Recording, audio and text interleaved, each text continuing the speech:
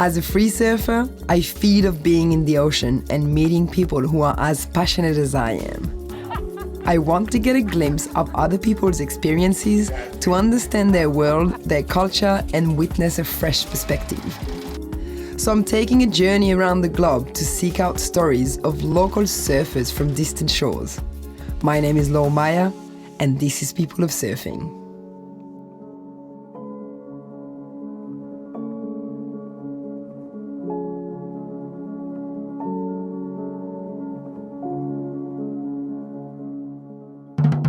Surfer here in Brazil, I don't know. I think because we have many beaches. We have, I don't know how many kilometers of beaches in Brazil. And we love to go to the beach, especially Carioca people, they love. You go on Monday, it's full of people. Even in the night, they go to the beach. I feel like people here are so full of personality. Everyone especially here in Rio, everyone just express themselves in such a unique way. But I think we have a lot of inspiration by sounds, by music. Yeah, the waves come dancing too. Yeah. Nice! The waves come dancing. I think we are more able to party, and I think like longboarding and surfboarding here is like a dance, you know? Everything that you want to have in Brazil is a beautiful place, it's a beautiful country. It's tropical, but you have big city, you have many cultures, many foods for everywhere. So Brazil have everything that you want. After freezing my toes off in New Zealand for episode 1, I decided it would only be right to go seek some sunshine and warm waters for episode 2, which landed me in Brazil. Since meeting my dear friends Caio and Jazz back in 2018, I've always wanted to visit them in their home country. So what better place to start than the heart of Brazil, Rio de Janeiro. With Brazil being one of the largest countries in the world and home to over 280 million people, I knew we had a lot to see and a lot to do. Considering we only had 3 weeks to explore as much of the 8,000 kilometer long coastline and immerse ourselves in the culture, we wasted no time.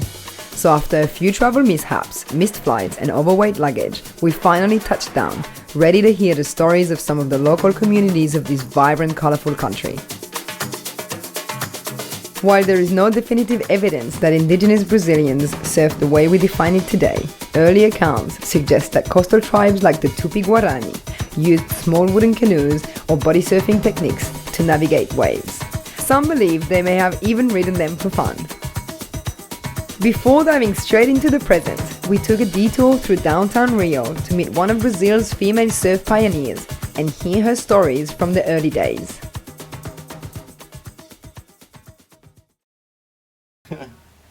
Are you not filming it, are you? Yeah. Serious.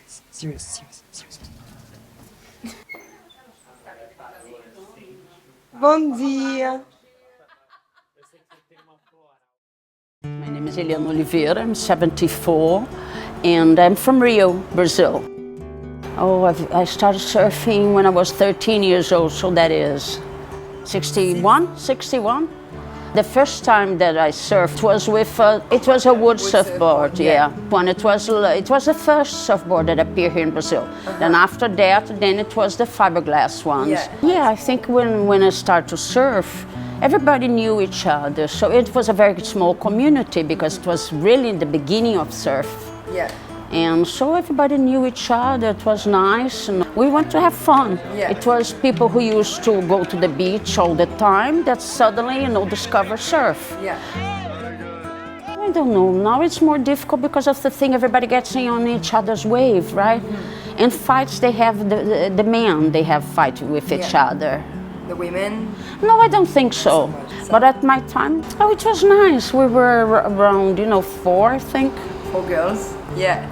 No, there were too many waves for only us in the right now. We were so few, Bem-vindo é muito bom, o Leme é muito bom, Soltinho é muito bom, e o Rio é muito bom. Bem-vindo é muito bom, o Leme é muito bom, Soltinho é muito bom, e o Rio é muito bom.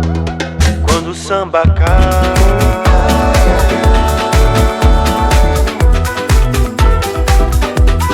na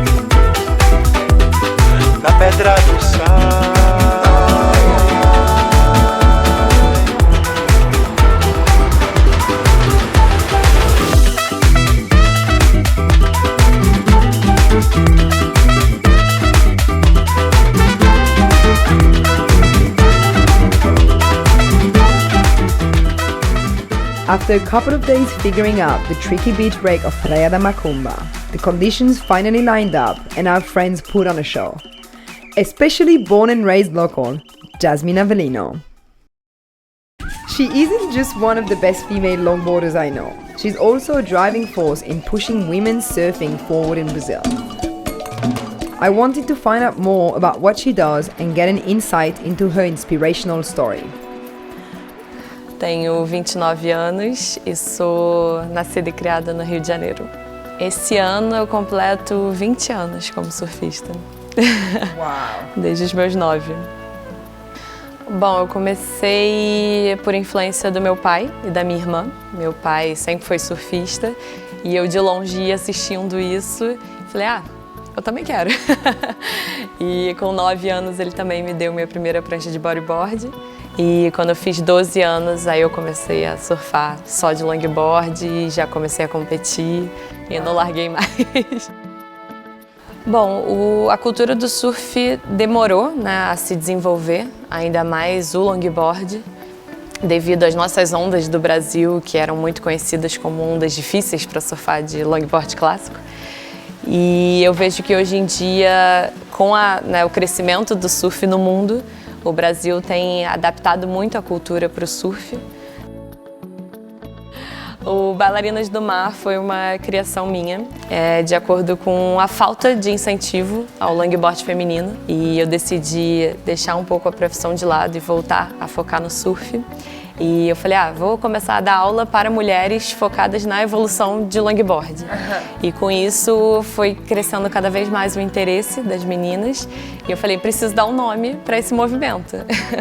E o nome Bailarinas do Mar veio do balé, que parece uma dança, né, o surf. E através do movimento, a voz do surf feminino não competitivo, mas de free surf, de alegria, de espírito de compartilhar e de ter mais mulheres dentro d'água, só cresce e está fazendo muito sentido hoje em dia o movimento. Muito bom. Bom, depois de 5 anos do Bailarinas do Mar, através de viagens, de clínicas, a ideia é só crescer cada vez mais, trazendo esse foco realmente da diversão, da não competição entre mulheres, dessa rivalidade que às vezes é muito forte, mostrando que o mar é para todas nós. Então, dependendo do lugar que você está, se você é a única mulher dentro d'água, no meio de um monte de homens, talvez eles vão achar legal ou talvez não. Depende do seu comportamento. Então, esse crescimento da comunidade feminina é importante para todas nós nos fortalecemos e saber também que ali é o nosso lugar, independente se somos só uma dentro d'água ou se são várias. E um elogio para a gente era falar, nossa, você surfa como um homem. E hoje em dia eu não quero surfar como um homem, eu quero surfar como uma mulher. What's up, mate? What's up, mate?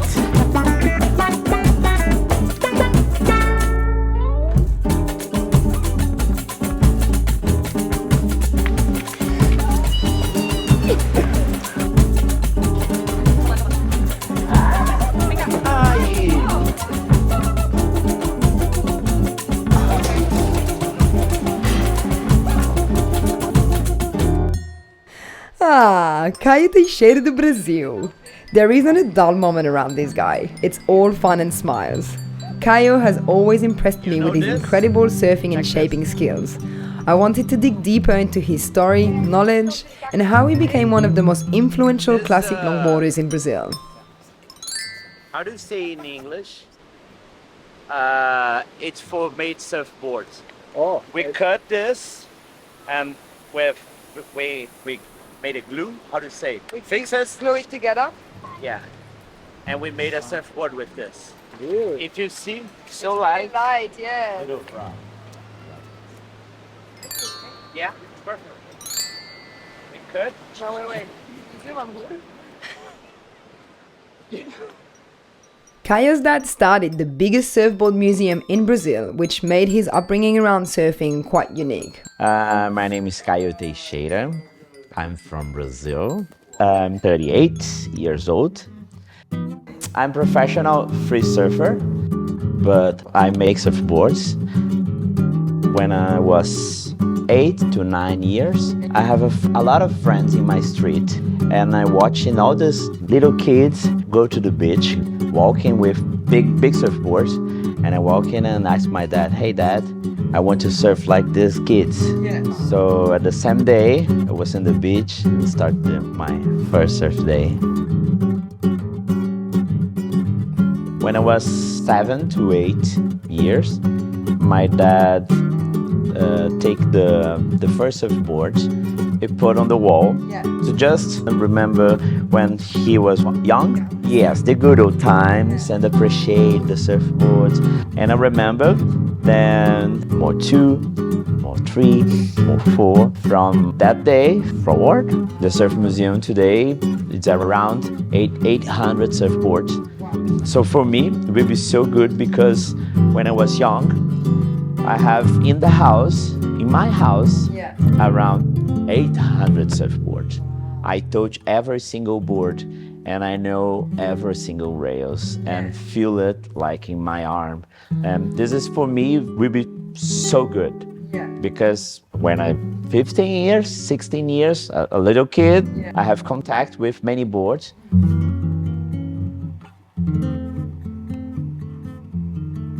When I was young, I paid for an old surfboard and I get out the glass.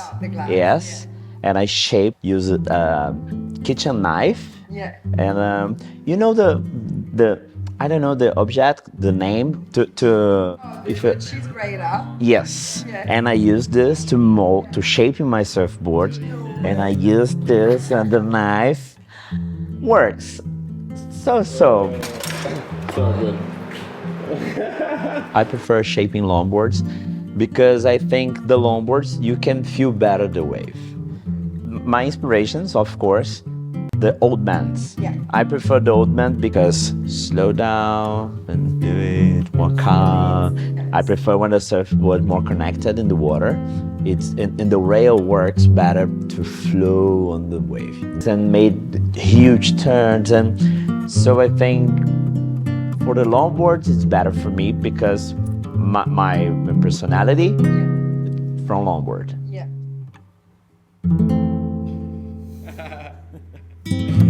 Oh, that was amazing. Works so good. Works for sure.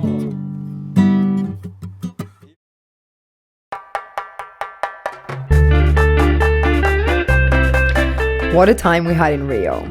We felt so included in the community and could have easily stayed longer. But it was time to head north to chase that small coastal town vibe.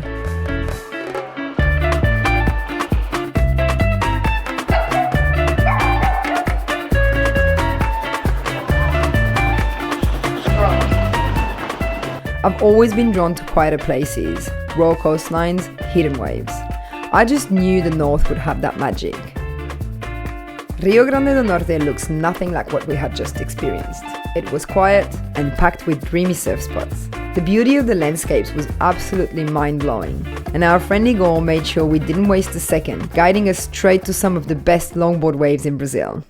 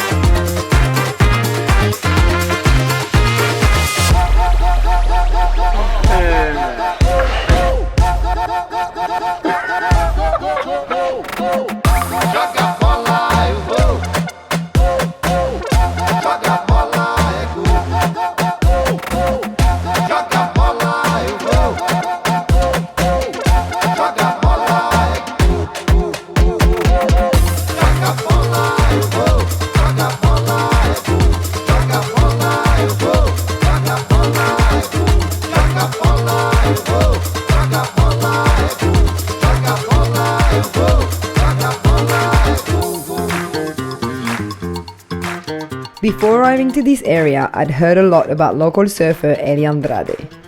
Ellie was born in an indigenous community of Paraíba, and let me tell you, her story is one you'd never expect. She picked up her first surfboard around 30 years old, and less than a decade later became runner-up women's longboard champion of Brazil. Now she's a pillar of the local surf scene. If you're on the hunt for epic point breaks around here, you'll probably find her along with her one-of-a-kind surf club. Então, meu primeiro contato com a prancha de surf, eu tinha 29 anos. Eu via meus primos quando era criança e aí as minhas tias falavam que era tipo, isso não é coisa de gente, é coisa de gente malandra, não sei. Então assim, acabou que criou um preconceito em cima desse esporte, antes no Brasil, né? Aí hoje em dia o negócio mudou bastante. Porque não foi fácil, eu como mulher, tinha muito preconceito, os meninos me xingavam muito, puxavam minha cordinha, jogavam água na minha cara, brigavam comigo. A minha trajetória de surf no início foi muito difícil. Eu passava 5, 6 horas remando, feito uma louca, sem ter noção nenhuma. Saía da água só para beber água, uma haule, usava a cordinha na perna da frente, só para tu ter noção. Ninguém chegava para mim e falava nada, não falava nada. Não tinha mulher nenhuma na água, era 50 homens no amor e eu sozinha. E aí, mano, eu nunca esqueço, eu fecho meu olho e lembro desse dia. A primeira vez que eu surfei com uma prancha maior e peguei a onda inteira, mano. E aí isso pra mim, eu falei, meu Deus, o que é isso? Então assim, isso mudou todo a minha cabeça. Pronto, fui montando o clube devagar, pouco a pouco, comprando prancha. As mulheres começaram a chegar. Aí como eu viajava ainda pra Europa, então aí acabava que eu deixava o espaço tipo fechado, aí neguinho, pá, tacou fogo, eu perdi tudo. Isso aqui já é a terceira casa que eu tô construindo. Tentaram me tirar de tempo de várias formas e eu nunca baixei a minha cabeça. Então eu passei por muitas coisas que eu vou transformar um lugar para mulheres, onde a mulher é respeitada, onde ela possa chegar e ter alguém que trate bem, onde as pessoas pudessem se sentir mais leve, sabe, segura, porque a onda, quando a gente está lá dentro, somos todos iguais. Não é só para mim. Eu estou pensando na mulher, eu estou pensando na criança, eu estou pensando na família, no adolescente, então fica muito difícil eu dizer, eu quero fazer um trabalho só voltado para a mulher. Acho que fica um pouco no meio de disputa. Seria bom se a gente se junta e se fortalece mais. A cultura do Brasil veio sempre voltada para esse lado machista. Então, assim, eu acho que a cultura que não te serve mais, deixa ela de lado, vamos construir uma cultura nova, uma forma de todo mundo ser gentil, de todo mundo poder surfar livremente, né? Porque se eu for viver só de cultura que não agrega nada para mim, para que isso serve?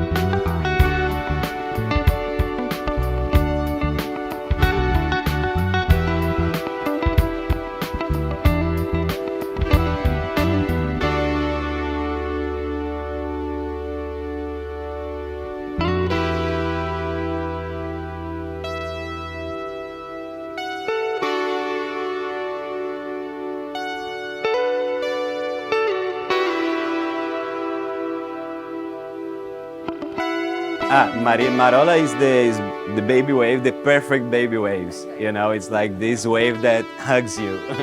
It's like a way of life, you know, like let's go with the Marola.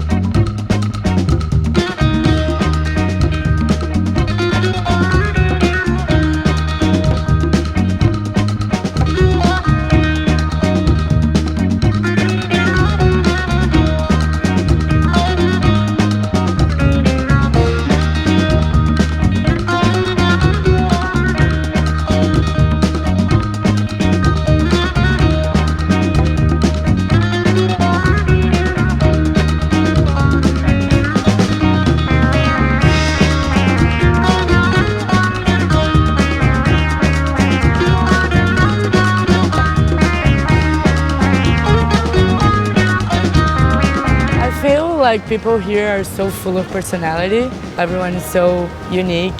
So it reflects in surfing, and especially like through my pictures, I feel like I can capture that.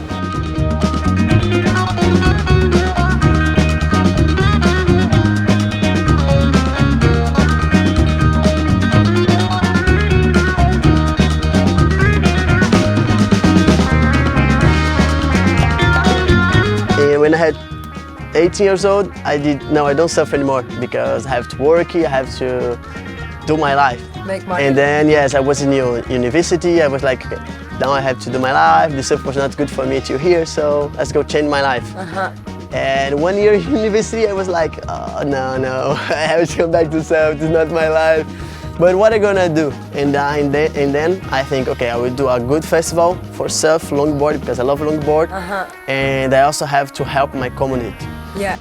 We did 2 years, and then maybe in 1 year we come back with the festival. Yeah. More big, I hope. Yeah. With you, I hope. Yeah, coming back.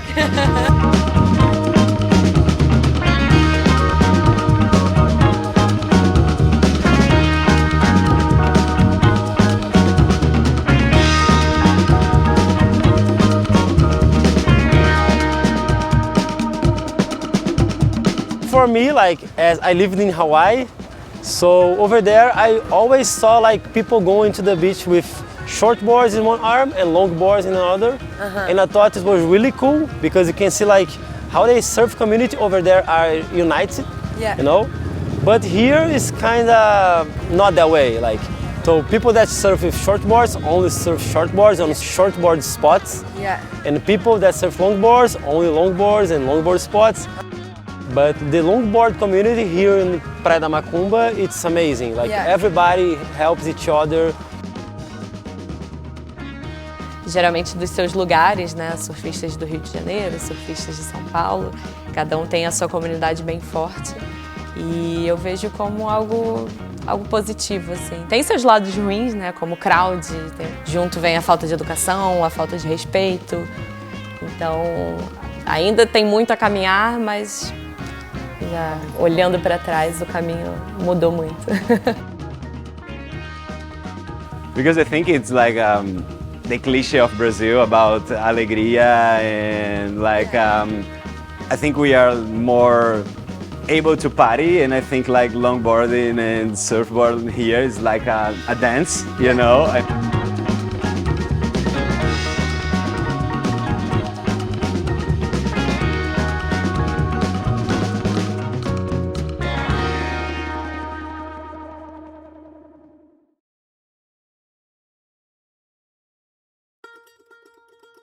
As we fastly approach the last few days of our time here, it's hard to believe 3 weeks have flown by so fast. We wasted no time, yet it still feels like we only just scratched the surface.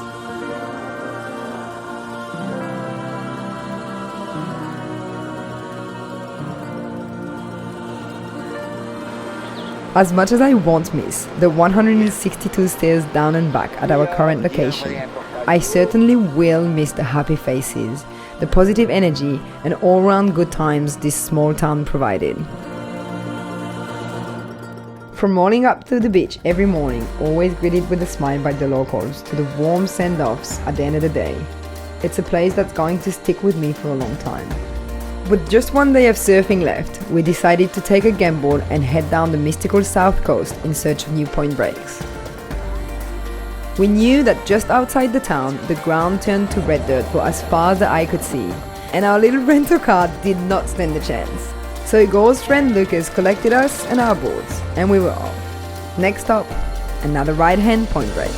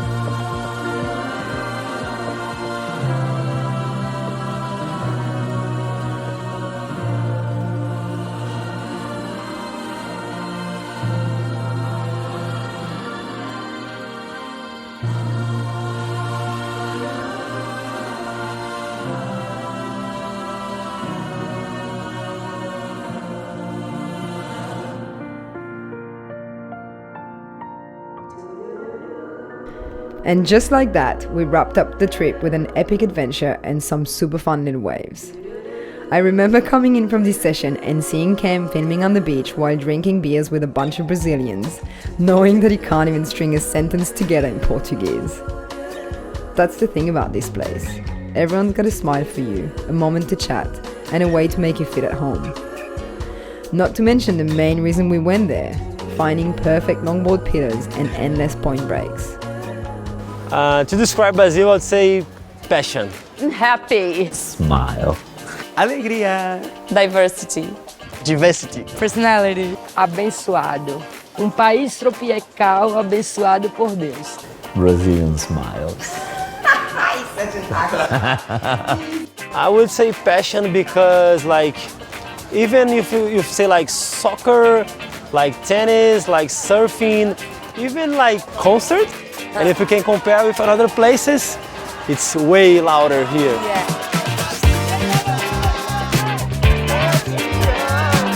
But for me, traveling is about the people, the connections, the new friendships, the moments you share that stay with you long after you've left.